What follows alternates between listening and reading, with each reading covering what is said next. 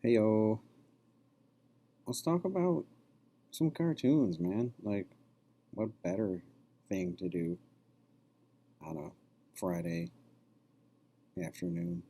Am I right, people? Um, I realize just just now in putting together my notes for this video about how this class might feel a like I'm some sort of like back in my day, but I hope it's not coming off that way. Um, this Looney Tunes versus SpongeBob thing. I just think these things are interesting to compare and talk about. I mean, it's the beauty of television is that it's constantly turning over, it's constantly evolving, and it's many times in rhythm with what is happening in the culture and in different generations and um, things like that. So that's where all this stuff comes from for me. I Of all the shows we watched so far, I don't I don't have a dog in the fight in terms of like, oh, Bugs Bunny was so much better than SpongeBob. Like those are stupid fucking arguments to have, like, because there's no way to measure it.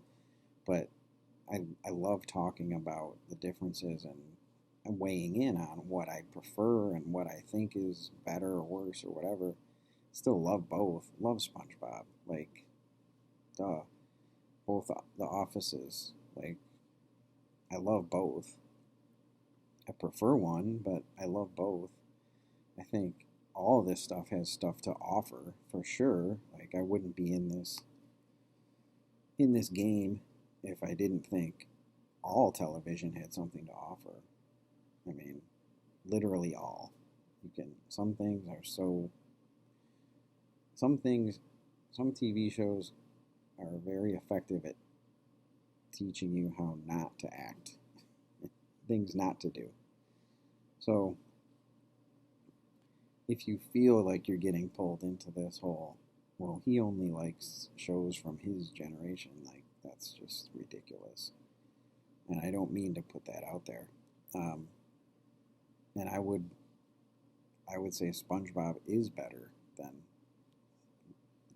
Looney Tunes and Bugs Bunny, um, for different reasons. But for the purposes of this video and the class, like, I think we need to talk about them as not necessarily opposing forces, but certainly different different forces. So um, I usually start this lecture with a joke, right? Like, um, in class we watched Dora the Explorer, or no, we watched Speedy Gonzales cartoon too, which is from the Looney Tunes era, and just a horribly ignorant representation of Mexicans, basically, right? He's this, he speaks broken, he speaks Spanglish, and all the mice are Mexican and they're drunk and they're fighting. It's a whole thing. But I like to say I learned my Spanish from a speedy, drunken Mexican mouse. You learn Spanish from a lesbian with a monkey friend. Like that's how much things have changed over the years, and I think that's positive change. I'm not. It's just funny. I think it's funny to note that. Um, and then I usually say, I grew up with Bugs Bunny, you grew up with SpongeBob, and I'm so clearly better than you. So what does that say about Bugs Bunny and SpongeBob, right? Completely tongue in cheek. I'm not better than anybody. Um, but it's interesting to think, like, I believe that this, especially in childhood, the stuff that you watch sort of has a hand in shaping your identity. Um, it's certainly not the only determining factor, but especially stuff like SpongeBob and Bugs Bunny. Like I told the class on Wednesday, like, I mean, I would I would kill my mother to watch Bugs Bunny when I was a kid, like on Saturday mornings or whenever I could find it. You know, it wasn't as accessible as SpongeBob is. Um, and I have said this before about my own kids. My youngest, Cash, there was a time where he was like, I said out loud, like, if SpongeBob told Cash to kill his parents, he would do it. Right? So, like, that has to have an impact on who you are, even if it's only this much. It plays a role. It's one of the shaping factors of your identity. So, if my sort of spirit cartoon was Bugs Bunny and yours was SpongeBob, like, yeah, we're gonna have different views of the world. Like, Bugs Bunny is a sarcastic asshole with a Brooklyn accent, right? Who takes no shit from anybody. And SpongeBob is sort of an idealistic uh, goody goody who takes shit from everybody, right? Um, and I'm not saying that either of those are redeeming in any way, but yeah, they both have their pros and cons. And notice I used idealistic. In class on Wednesday, I used the word naive. Like SpongeBob is naive. But Sam Herlins, I think, said, I think we meaning you guys, your generation, view him more as idealistic than naive. And I agreed to that. Like, naive wasn't the right word. He's idealistic, which is, it's awesome. Bugs was not really. Um, and I don't think it's any surprise, like this, how this, back to how this stuff dictates, you know, how we evolve even.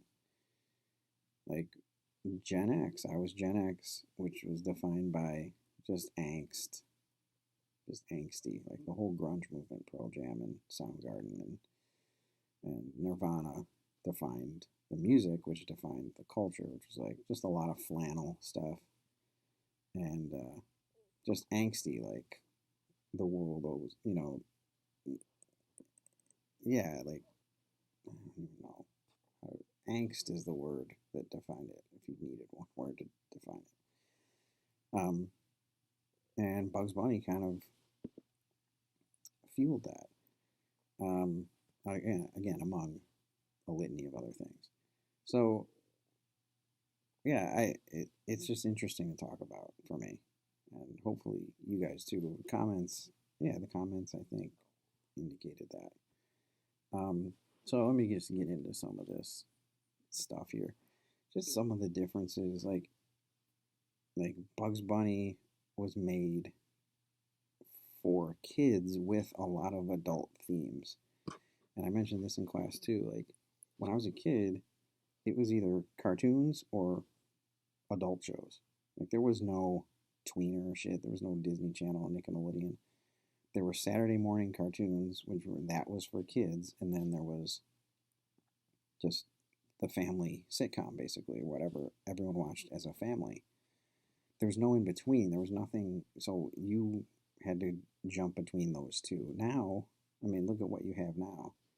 You start watching Baby Einstein videos, like when you're from age 0 to 2 or 3, whatever. Then you go to Nick Jr. and Disney, Playhouse Disney, right? Which is sort of for 3 to 5 or 6. Then you start watching SpongeBob, right? And every 3 to 4 years, you have a new sort of, you move into a new demographic, which has its own set of shows, all the way up. I mean, till there's so much niche programming, and that's kind of a luxury. So my dad still sees cartoons as for kids because he doesn't get it. Because that's what they always were, right? They were just for kids. Now, if that's true and kids are just watching these, like, think about the music.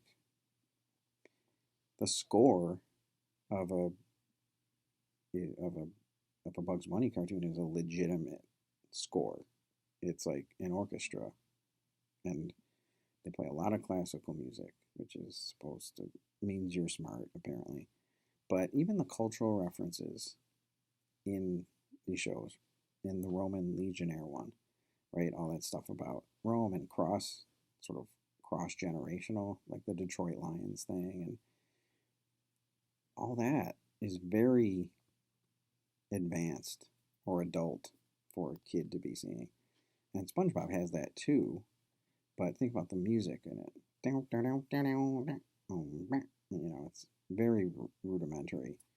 So, like, to say that Bugs Bunny isn't about anything or doesn't have any value to it is doing it a little bit of a disservice. And of course, there's the whole SpongeBob, the sexual metaphor thing, Bikini Bottom and Sandy Cheeks, and SpongeBob's a sponge, and Patrick's an asshole starfish, and Krusty Krab, and Mr. Krabs, and Bikini Bottom, if I didn't say that already.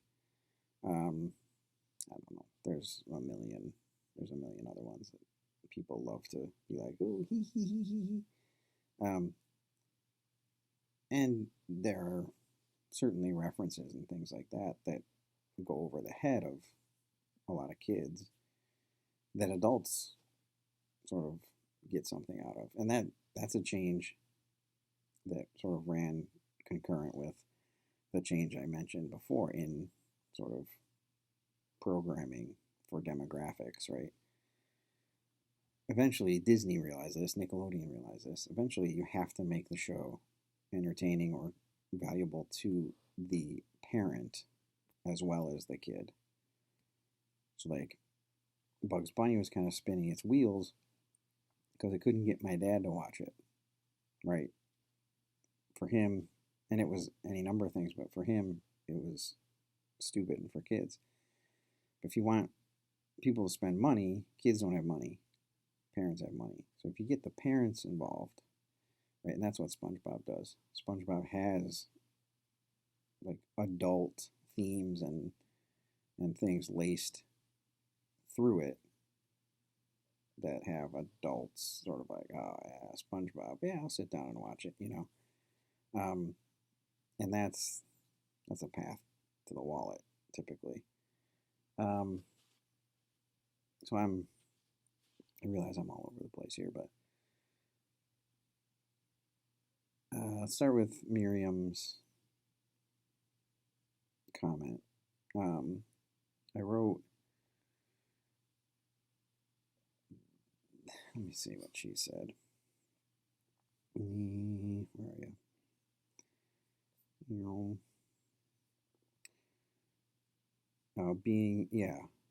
Being yourself. That whole idea is, and this is a fundamental difference, and we saw it in The Office. We saw it in The Office too. This idea of media hand-holding. Like, at somewhere along the line, we as a culture thought that our media needs to tell us how to act, not just, suggest how to act, if that makes any sense. And you see it all the time. I mentioned it in the Office video about jokes, right? They want to make sure we get all the jokes that are here because we're too dumb to get them without being told and are handheld. That is kind of how I feel about SpongeBob and Bugs Bunny. Bugs Bunny is him. Like, I never heard the term "just be yourself" until I was like 30 or something. That's not an exaggeration. Like, no one ever told me, "Hey man, just be yourself." you guys can't go a day without hearing it from other people, your friends, whatever, the culture at large, and your TV shows. They all have this kind of sweeping moral where it's like it's media handholding. And I think it was born out of, the Bugs Bunny stuff, where it's like a bunch of you mentioned the violence in the Bugs Bunny stuff. No, it's cartoons, like who gives a shit? But eventually, the TV scapegoat machine kicked into high gear, especially with cartoons. They're too violent. They're too violent. They're making kids violent and all this other stuff, which is I think there's little data to support that, but it's an easy fix, right? So eventually, TV started saying, well, we have to not only stop being violent, but have to start telling people to be violent. Or, you know, kids are watching too much TV and it's killing them. Well, it's making them stupid, or the idiot box, whatever. Well, let's put it into the shows that they watch. All this stuff. Yeah, and the difference between Bugs and SpongeBob, for me, is SpongeBob has to tell you repeatedly to be yourself, right? I mean, look at that episode, the Rip Pants episode, among others. But look at the Rip Pants episode. The song, they have an entire song at the end about it. Be true to yourself and something, something, ripped his pants. You know the song. Um, Bugs never had to tell you to do it. He just was himself, right? So, like, I think there's an aesthetic there that is powerful, where you see this bunny and you know, he's like, fuck you, dude. Like, he just has that kind of attitude. And I think you're supposed, since he is the protagonist or whatever, you're just supposed to align yourself with him.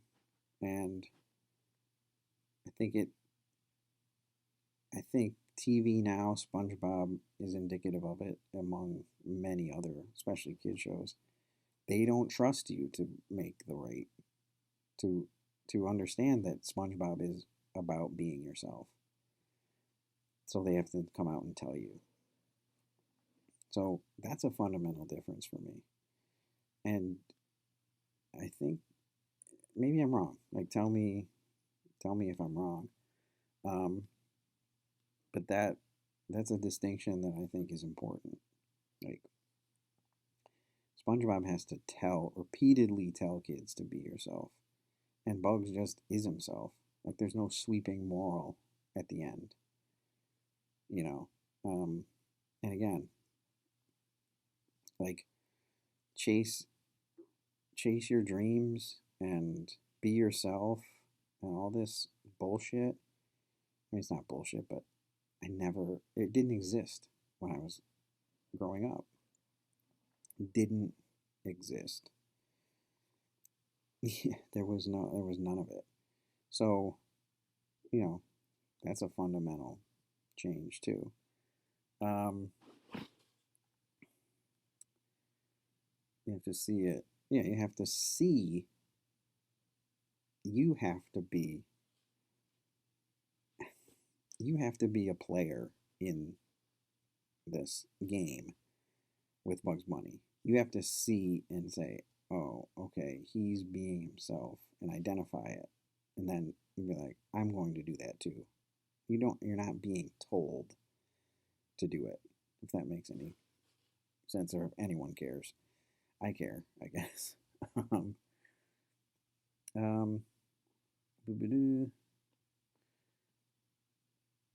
it's kind of like this pendulum swing of morality, I guess, right? If you start over here, the pendulum is swung all the way over here, which is like when I was a kid, like Bugs Bunny, no moral, really. Certainly not a clearly stated moral. If you were getting something out of it, it was something that you conjured up. But no moral to pendulum swings all the way this way to SpongeBob, where it's almost like cramming it down your throat. like, there's got to be a happy medium, right?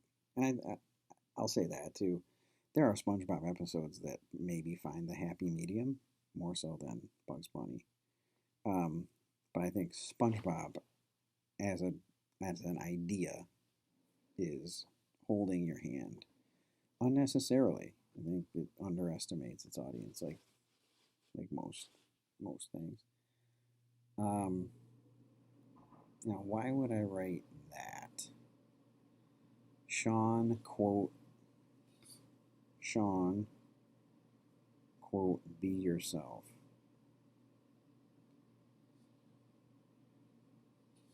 Uh, I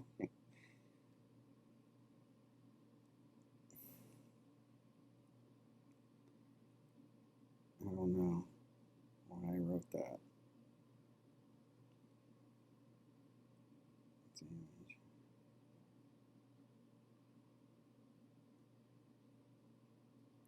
I don't know why I wrote that. Be yourself, in quotes. Hmm.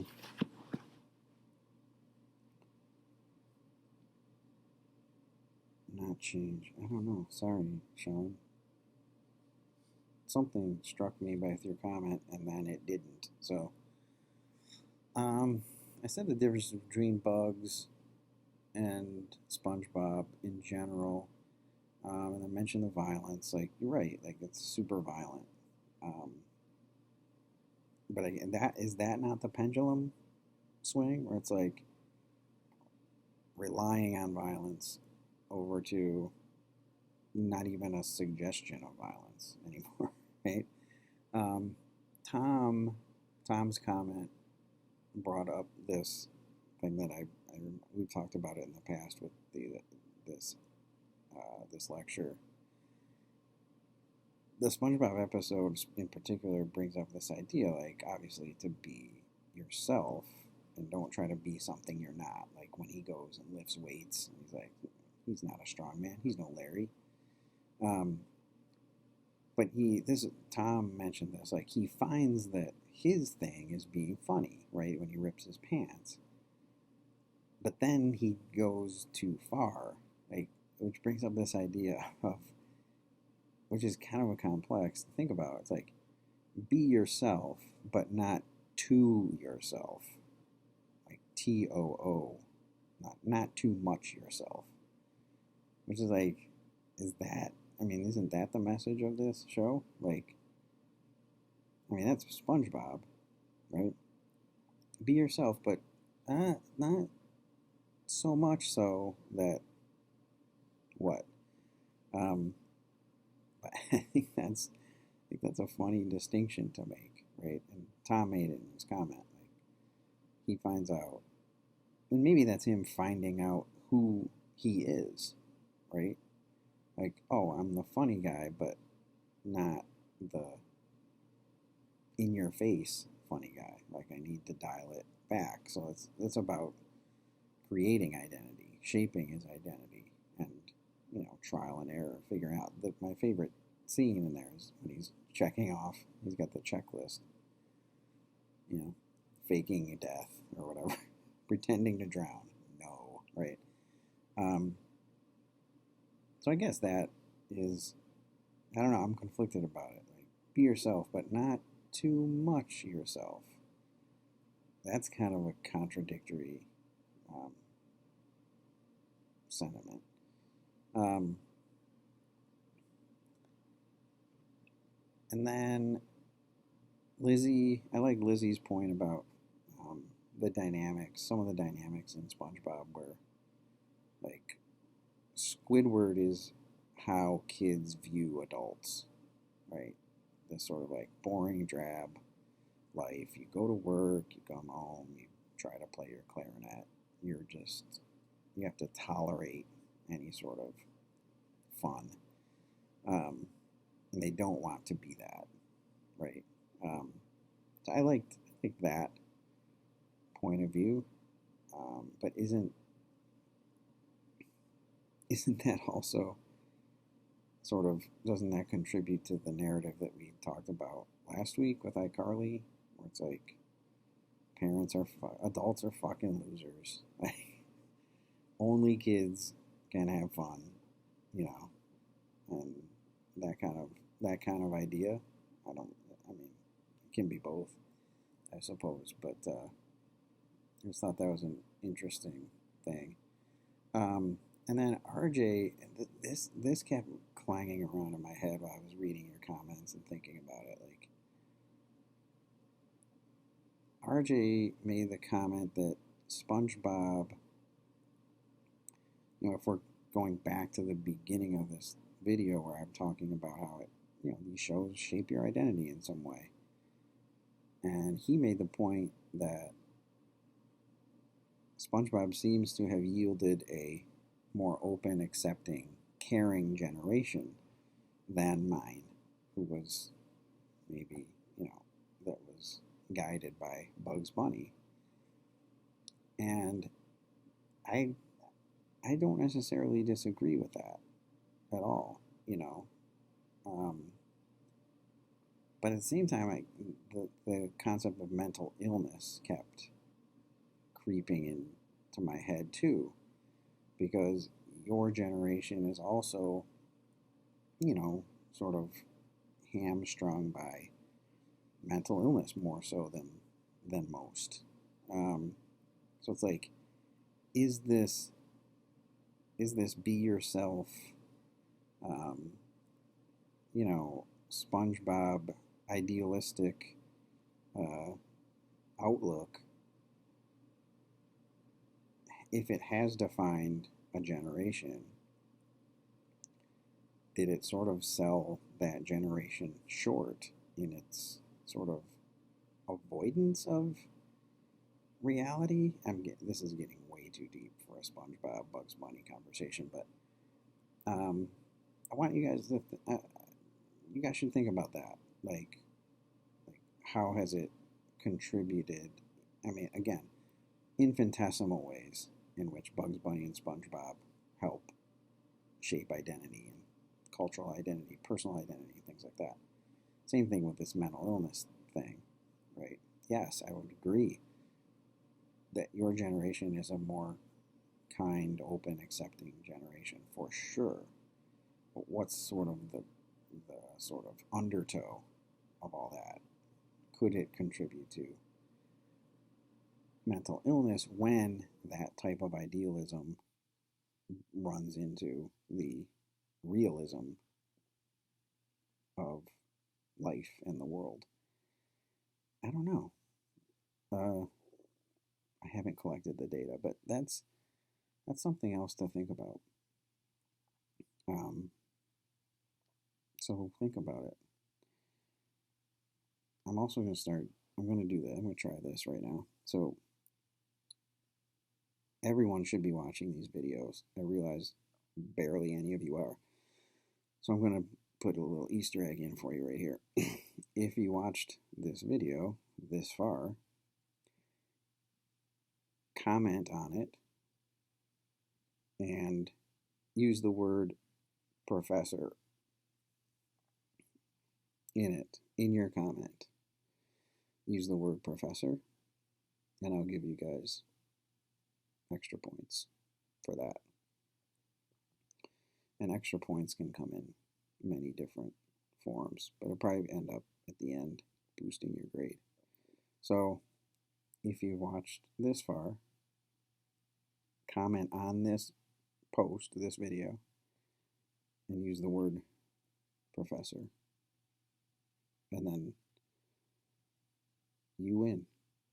So, but you can't fucking tell people. You can't be like, oh, I watched the video and Vaughn put an Easter egg in the end and you get a free point if you use the word professor, because then it ruins it. It's our little secret, video watchers. So, yeah. We'll see if people start watching these. Anyway, enjoy your weekend, and we'll be in touch. Let's just say that.